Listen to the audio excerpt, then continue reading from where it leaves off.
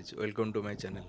ତ ଆପଣମାନେ ଯେଉଁମାନେ ଏବେ ସଫ୍ଟୱେର୍ ଟ୍ରାଏ କରୁଛନ୍ତି ସେ ଏ ଭିଡ଼ିଓଟାକୁ ତା ପୂର୍ବରୁ ଦେଖନ୍ତୁ କି ଆପଣମାନଙ୍କର ମନରେ ଯେଉଁ ଡାଉଟ୍ ଅଛି ସେଇଟା କ୍ଲିଅର୍ ହେଇଯିବ। କାହିଁକିନା ବହୁତ ପିଲା ଭାବୁଛନ୍ତି କି ଆମେ ୱିଦାଉଟ୍ କମ୍ପ୍ୟୁଟର ଡିଗ୍ରୀ ଆମେ ଜବ୍ ପାଇପାରିବୁନି କି mechanical branch, electrical branch, electronics branch, civil branch ତ ଆମେ ଜବ୍ ପାଇପାରିବୁନି। ତ ତା ପାଇଁ ତୁମେ କ'ଣ କରିବ? କାହିଁକିନା ବହୁତ ଜିନିଷ ଅଛି ତ ଆପଣମାନେ ସେଇଟା ଜାଣିନାହାନ୍ତି ତ ତଥାପି ଜାଣିଲା ପରେ ତୁମକୁ ଲାଗିବ କି ନାଇଁ ଇଜି ଅଛି। ତ ଯଦି ଆପଣମାନଙ୍କୁ ଏ ଭିଡ଼ିଓଟା ଇନଫର୍ମେଟିଭ୍ ଲାଗିବ କି ଯଦି ଏ ଭିଡ଼ିଓଟା ଆପଣମାନଙ୍କୁ ପସନ୍ଦ ଲାଗିବ ତ ମୋ ଚ୍ୟାନେଲ୍ଟାକୁ ଲାଇକ୍ ସେୟାର ସବସ୍କ୍ରାଇବ୍ ଗୋଟେ କରିଦେବେ। ତ ଚାଲନ୍ତୁ ଆଜି ଷ୍ଟାର୍ଟ କରିବା। ଆଜିର ଯେଉଁ ଟପିକ୍ ହେଲା ତ ତୁମେ without computer science, without computer degree ତୁମେ କେମିତି ସଫ୍ଟୱେର୍ ଜବ୍ ପାଇବ। କାହିଁକିନା ସବୁ ଜାଗାରେ କମ୍ପ୍ୟୁଟର ଡିଗ୍ରୀ ବି ଜରୁରତ ନାହିଁ, କାହିଁକିନା ସ୍କିଲ୍ ମ୍ୟାଟର୍ କରୁଛି।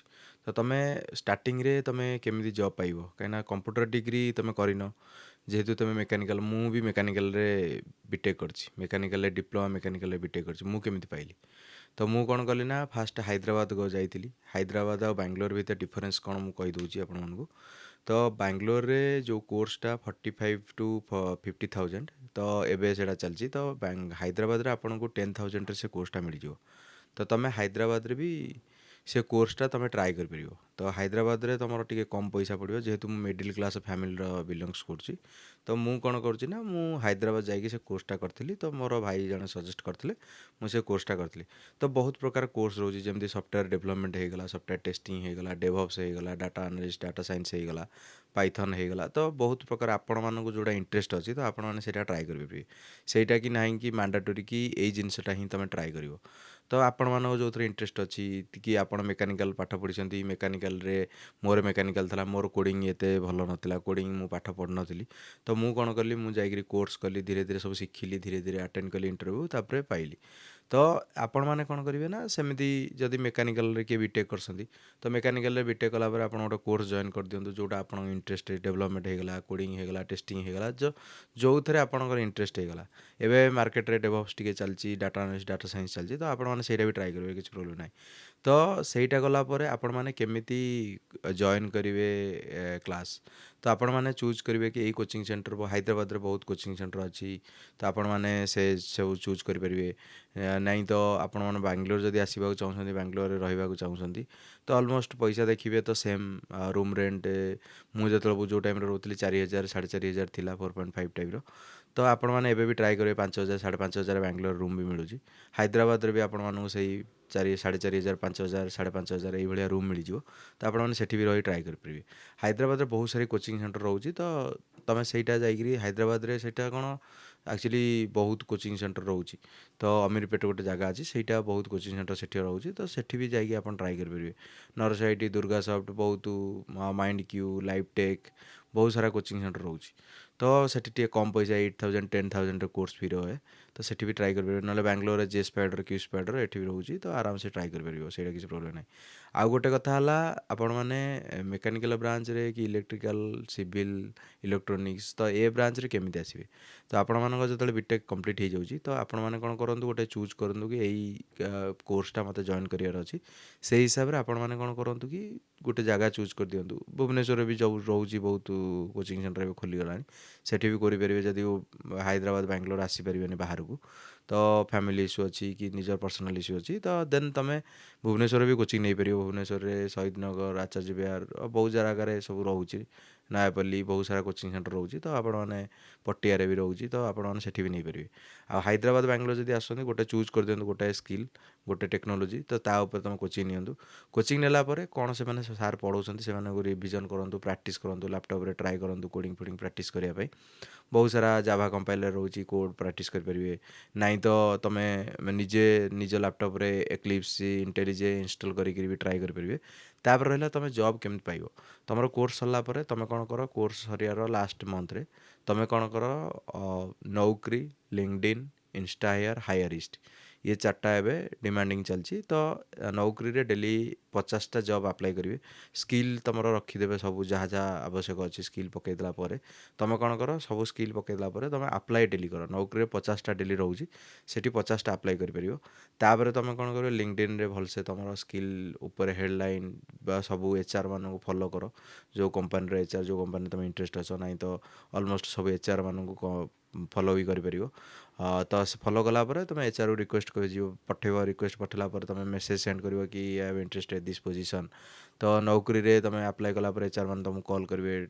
ଆଉ ଗୋଟେ କଥା ହେଲା ହାୟର ଇନଷ୍ଟା ହାୟରରେ ବି ବହୁତ କଲ୍ ଆସୁଛି, ସେଠି ଅପଡ଼େଟ୍ କରି ଆପ୍ଲାଏ କରନ୍ତୁ। ଲିଙ୍କଡଇନ୍‌ରେ ବି ଆପ୍ଲାଏ କରିପାରିବେ। ତ ତମେ 9 to 10 ଯଦି ଆପ୍ଲାଏ କରିବ 9ଟାରୁ 10ଟା ଭିତରେ, ତ ଏଚ୍ଆର୍ ମାନେ ଯେଉଁମାନେ ଅଫିସ୍ ଆସନ୍ତି ସେମାନଙ୍କୁ ଉପରେ ଶୋ କରେ। ତ ଆପ୍ଲାଏ ତମେ କଲେ ସେମାନଙ୍କୁ ଶୋ, ଯଦି ତମେ ବହୁତ ପିଲା କ'ଣ କରନ୍ତି ନା ଆପ୍ଲାଏ କରନ୍ତିନି। ଆପ୍ଲାଏ ନ କଲା ପରେ ପ୍ରୋବ୍ଲେମ୍ ହୁଏ କି ସେମାନଙ୍କୁ କଲ୍ ଆସେନି। ପିଲା ଭାବନ୍ତି କି, ମୋତେ ବି ବହୁତ ସାଙ୍ଗ ପିଲା ମୋତେ କହନ୍ତି କଲ୍ ଆସୁନି, ଇଏ ହେଉନି ସିଏ ହେଉନି। ତ ସେଇଟା କିଛି ନାହିଁ। ତ ତମେ କ'ଣ କରିବ, ସେଇଟା ଟ୍ରାଏ କର ଆପ୍ଲାଏ କରିବା ପାଇଁ। ଯେତେରୁ ଯେତେ ଆପ୍ଲାଏ କରିବ, ଯେତେରୁ ଯେତେ ଇଣ୍ଟରଭ୍ୟୁ ଦେବ, ରିଜେକ୍ଟ ହେବ, ସେତେ ତମେ ଜାଣିପାରିବ ତମର କେଉଁଠି ପ୍ରୋବ୍ଲେମ୍ ରହୁଛି। ତାପରେ ରହିଲା ତମେ କେମିତି ଆପ୍ଲାଏ କଲା ପରେ ଜବ୍ ପାଇବ। ଫାଷ୍ଟ ହେଲା ତମର କମ୍ୟୁନିକେସନ୍। ଓଡ଼ିଆ ପିଲା ଆମର ଟିକେ ମଦର ଟଙ୍ଗ ଇନଫ୍ଲୁଏନ୍ସ ରୁହେ। ମଦର ଟଙ୍ଗ ଇନଫ୍ଲୁଏନ୍ସ ପାଇଁ ଓଡ଼ିଶାରୁ ଯେଉଁ ପିଲା ଆସନ୍ତି ସେମାନଙ୍କୁ ଟିକେ ହିନ୍ଦୀରେ କନଭର୍ଟ କରିବାକୁ ପଡ଼େ। ହିନ୍ଦୀରୁ ଇଂଲିଶ ତ ଟିକେ ପ୍ରୋବ୍ଲେମ୍ ହୁଏ। ସେଥିପାଇଁ ବହୁତ ପିଲା ଓଡ଼ିଆ ପିଲା ରିଜେକ୍ଟ ହେଇଯାଆନ୍ତି। ତ ଯେତେବେଳେ ମୁଁ ଆସିଥିଲି 5-6 ବର୍ଷ ପୂର୍ବରୁ, ସେତେବେଳେ ଆମର ଜିଡି ରାଉଣ୍ଡ ବି ହେଉଥିଲା, ରିଜନିଂ ଆପ୍ଟିଚ୍ୟୁଡ଼୍ ରହୁଥିଲା। ତ ସେ ରାଉଣ୍ଡ ସବୁ ବି ବହୁତ ପିଲା, ମୁଁ ବି ବହୁତ କମ୍ପାନୀ ରିଜେକ୍ଟ ହେଇଛି। 5ଟା-10ଟା କମ୍ପାନୀ ମୁଁ ରିଜେକ୍ଟ ହେଇଛି, ତାପରେ ମୋତେ ଜବ୍ ମିଳିଲା। ତମେ ବି କିଛି ପ୍ରୋବ୍ଲେମ୍ ନାହିଁ, ରିଜେକ୍ଟ ହେଲେ ବି ଶିଖିବ କ'ଣ ପ୍ରୋବ୍ଲେମ୍ ରହୁଛି, କ'ଣ କାହା ଉପରେ କାମ କରିବାର ଅଛି। ସେଇଟା କିଛି ପ୍ରୋବ୍ଲେମ୍ ନାହିଁ, ଓରି ହେବାର ନାହିଁ। ତମେ ଆରାମସେ ଇଣ୍ଟରଭ୍ୟୁ ଦିଅ। 5ଟା-6ଟା ଇଣ୍ଟରଭ୍ୟୁ ଦେଲା ପରେ ତମ କନଫିଡେନ୍ସ ବୁମ୍ ହେବ।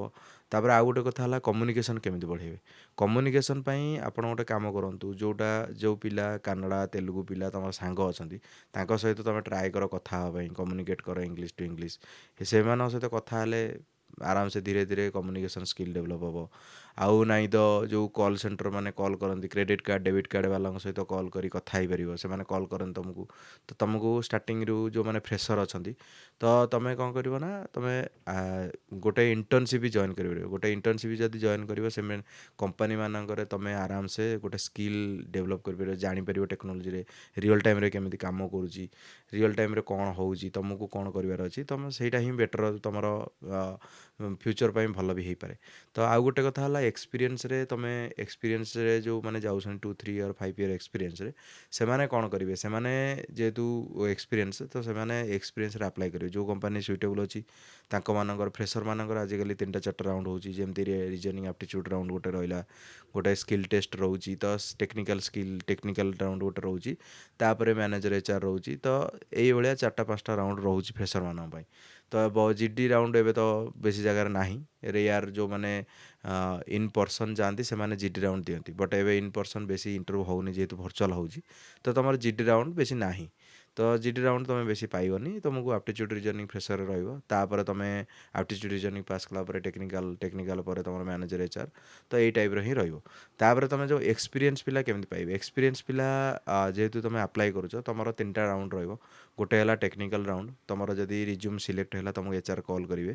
ଏଚ୍ଆର୍ କଲ୍ କଲା ପରେ ତମ ସହିତ କଥା ହେବେ କି କେତେ ପ୍ୟାକେଜ୍, ତମେ କେତେ ଏକ୍ସପେକ୍ଟ କରୁଛ, ତମର କରେଣ୍ଟ ପ୍ୟାକେଜ୍ କେତେ ଅଛି, ଏକ୍ସପିରିଏନ୍ସ କେତେ, ନୋଟିସ୍ ପିରିୟଡ଼ କେତେ। ତ ତମେ ସେଇ ହିସାବରେ ତମେ 30 ଡେଜ୍ କି 60 ଡେଜ୍ ଯଦି ତମେ ନେଗୋସିଏଟ୍ କରିବାକୁ ଚାହୁଁଛ, 30 ଡେଜ୍ କହିବ। ତାପରେ ତମେ ଅଫର୍ ଉଠେଇ ସାରିଲା ପରେ ତମେ ଚେଞ୍ଜ କରିପାରିବ। ନାହିଁ ମୋର 60 ଡେଜ୍, ମୁଁ ଆପଣଙ୍କ କମ୍ପାନୀ ଜଏନ୍ କରିବି, ବଟ୍ ମୋତେ ଟିକେ ଟାଇମ୍ ଦିଅନ୍ତୁ। ତମେ ବି ସେଇଟା ବି କଥା ହେଇପାରିବ, କିଛି ପ୍ରୋବ୍ଲେମ୍ ନାହିଁ। 90 ଡେଜ୍ 60 ଡେଜ୍ ପିଲା ବି ଆରାମସେ ଜବ୍ ପାଇପାରିବେ। ସେଇଟା ବି କିଛି ପ୍ରୋବ୍ଲେମ୍ ନାହିଁ। ତାପରେ ଆଉ ଗୋଟେ କଥା ହେଲା, ତମର ଯେଉଁ ଫାଷ୍ଟ ରାଉଣ୍ଡ ହେବ ଟେକ୍ନିକାଲ୍ ରାଉଣ୍ଡଟା ଭଲ ଦେବା ପାଇଁ ଟ୍ରାଏ କରନ୍ତୁ। 45 ମିନିଟ୍ ପାଖାପାଖି ଇଣ୍ଟରଭ୍ୟୁ ହୁଏ। ତ ସେ ଟେକ୍ନିକାଲ୍ ରାଉଣ୍ଡଟା କ୍ଲିୟର୍ କଲା ପରେ ତାପରେ ତମର କ'ଣ ହେବ ନା, ତମର ମ୍ୟାନେଜର୍ ଯଦି ମନେକର ଟେକ୍ନିକାଲ୍ ଭଲ ହେଇଗଲା, ତମ ଏଚ୍ଆର୍ ମାନେ ତମକୁ କଣ୍ଟାକ୍ଟ କରିବେ, ନାହିଁ ତ ମେଲ୍ କରିବେ, ମେଲ୍ ରିପ୍ଲାଏ କରିବେ। ତ ତମର ମ୍ୟାନେଜର୍ ରାଉଣ୍ଡ ହେବ। ମ୍ୟାନେଜର୍ ରାଉଣ୍ଡରେ ମ୍ୟାନେଜର୍ ଚେକ୍ କରିବ କି ଏ ପିଲାଟା ମୋ ପାଇଁ କେତେ, ମୋ ଟିମ୍ ପାଇଁ କେତେ କେତେ କେୟାରଫୁଲ୍ ଅଛି, କେତେ ଭଲ ପିଲା, କି କେତେ ମୋ ସହିତ ବିହେଭ୍ କେମିତି କରୁଛି। ସେ ବିହେଭିଅର୍ ମ୍ୟାନେଜରିଆଲ୍ ଟେକ୍ନିକାଲ୍ ସବୁ ଚେକ୍ କରିବେ। ତୁମ ପ୍ରୋଜେକ୍ଟରେ କ'ଣ କାମ କରୁଛ, ପ୍ରୋଜେକ୍ଟ ରିଲେଟେଡ୍ ତୁମ ପଚାରିବେ, ପ୍ରୋଜେକ୍ଟରେ ଏକ୍ସପ୍ଲେନ୍ କର, ବ୍ୟାକଗ୍ରାଉଣ୍ଡ ପ୍ରୋଜେକ୍ଟର ବ୍ୟାକଗ୍ରାଉଣ୍ଡ କ'ଣ, କମ୍ପାନୀ ଆର୍କିଟେକ୍ଚର କ'ଣ, କମ୍ପାନୀର ବ୍ୟାକଗ୍ରାଉଣ୍ଡ ଆର୍କିଟେକ୍ଚର କ'ଣ, ତ ସେମାନେ ସବୁ ତୁମେ ଇନଫର୍ମ କରିପାରିବ। ଆଉ ଗୋଟେ କଥା ହେଲା ତୁମେ HR ରାଉଣ୍ଡରେ ଡିସ୍କସ୍ କରିପାରିବ ସାଲାରୀ ଡିସ୍କସନ୍।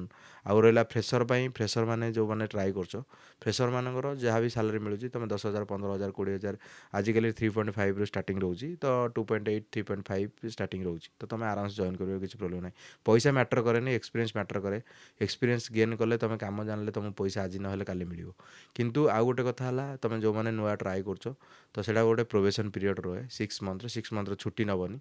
ତ ତୁମ ଯେତେ ଦିନ 3 ମନ୍ଥ ୟା 6 ମନ୍ଥ 3 ମନ୍ଥ ଭଲସେ କାମ କର। କାମ କଲା ପରେ ସ୍କିଲ୍ ଡେଭଲପ୍ କଲା ପରେ ବହୁତ କମ୍ପାନୀ ଅଛି, ତ ବହୁତ ପିଲା ବି ପ୍ରୋବେସନ୍ ପିରିୟଡ଼ରେ ବାହାର କରିଦେଉଛି। ତ ସେ ଭୁଲଟା କେବେ କରିବନି। ଯେହେତୁ ତୁମେ ନୂଆ ଅଛ, କାମ ଜାଣ, କାମ ଶିଖ। ଛୁଟି ନେଇକରି କରିବ କ'ଣ, ତୁମକୁ ସ୍କିଲ୍ ଡେଭଲପ୍ କରିବାର ଅଛି, ଆଇଟିରେ ପଶିବାର ଅଛି, ସଫ୍ଟୱେରରେ ପଶିବାର ଅଛି, ତ ସବୁ ଜାଣିବାର ଅଛି। ଆଉ ଡେଲି ଅପ୍ ଟୁ ଡେଟ୍ ରହିବ, କ'ଣ ପଢ଼ୁଛ, କ'ଣ କାମ ହେଉଛି ସେଇଟା ପାଠ ପଢ଼, ସେଇଟା ସ୍କିଲ୍ ଡେଭଲପ୍ କର, କାମ ପ୍ରାକ୍ଟିସ୍ କର। ପ୍ରାକ୍ଟିସ୍ କଲା ପରେ ତୁମେ ବହୁତ ଜିନିଷ ତୁମର ପ୍ରୋବ୍ଲେମ୍ ତୁମେ ଫେସ୍ କଲେ ତୁମେ ଜାଣିପାରିବ କେଉଁଠି ହେଉଛି। ଯଦି କୋଡ଼ିଂ ପିଲା ଅଛି ଡିବଗ୍ କର, କେଉଁଠି ଇସ୍ୟୁ ଅଛି ତୁମେ ଜାଣିପାରିବ, ତୁମେ ସ୍କିଲ୍ ବି ଡେଭଲପ୍ ହେବ ଧୀରେ ଧୀରେ। ତ ସେଇ ଟାଇପ୍ର ତୁମେ ଟ୍ରାଏ କରିପାରିବ। ଆଉ ଗୋଟେ କଥା ହେଲା ତୁମେ ଜବ୍ ପାଇଲା ପରେ କରିବ କ'ଣ। ତୁମେ ଜବ୍ର ବହୁତ ପ୍ରକାର ରହୁଛି, ଯେମିତି 10 to 7 ଅଫିସ୍ ରହୁଛି, ତୁମର ଷ୍ଟାଣ୍ଡଅପ୍ କଲ୍ ରହୁଛି, ଡେଲି ଷ୍ଟାଣ୍ଡଅପ୍ ମେଲ୍ ପଠାଇବାକୁ ପଡ଼ିବ, ତୁମେ କ'ଣ କ'ଣ କାମ କରୁଛ, ଡେଲି ଷ୍ଟାଟସ୍ ରିପୋର୍ଟ ତୁମେ ପଠାଇବ। ତାପରେ ତୁମେ ତୁମର ମ୍ୟାନେଜର ଡାଇରେକ୍ଟର ସହିତ, ତୁମର ଟେକ୍ ଲିଡ୍ ସହିତ ତୁମର 1-to-1 ରହିବ, ମନ୍ଥଲି 1-to-1 ରହିପାରେ। ତାପରେ ତୁମେ 1-to-1ରେ ତୁମେ କ'ଣ କାମ କରୁଛ, ସେମାନେ ଇମ୍ପ୍ରୁଭ୍ କେତେ ହେଇଛି ସେମାନେ କହିବେ। ଦେନ୍ ତୁମେ ତାଙ୍କୁ ପଚାରିପାରିବ କି ମୋ କେଉଁ ସାଇଡ଼୍ରେ ମୋର ଇମ୍ପ୍ରୁଭ୍ କରିବାର ଅଛି। ତ ତୁମେ ସେ ଟାଇପ୍ର ବି ତୁମେ ଜାଣିପାରିବ ତୁମର କେଉଁ ଟାଇପ୍ର ପାଠ ପଢ଼ିବାର ଅଛି, ତୁମକୁ କ'ଣ କରିବାର ଅଛି, ତୁମକୁ କେଉଁ ସ୍କିଲ୍ ଟିକେ କମ୍ ହେଇଗଲା, ତୁମର କାମ କ'ଣ ଖରାପ ହେଲା କି ଭଲ ହେଲା, ତୁମେ ମ୍ୟାନେଜର ଲିଡ୍ ସହିତ କଥା ହେଇପାରିବ। ତାପରେ ସେମାନେ ଯେଉଁ ଟାସ୍କ ଦେବେ ତୁମେ ଟ୍ରାଏ କରିବ ସେ ଟାସ୍କଟା ସେଇ ଟାଇମ୍ରେ କମ୍ପ୍ଲିଟ୍ କରିବା ପାଇଁ, ଯେଉଁ ଟାଇମ୍ ଲାଇନ୍ ଥିବ।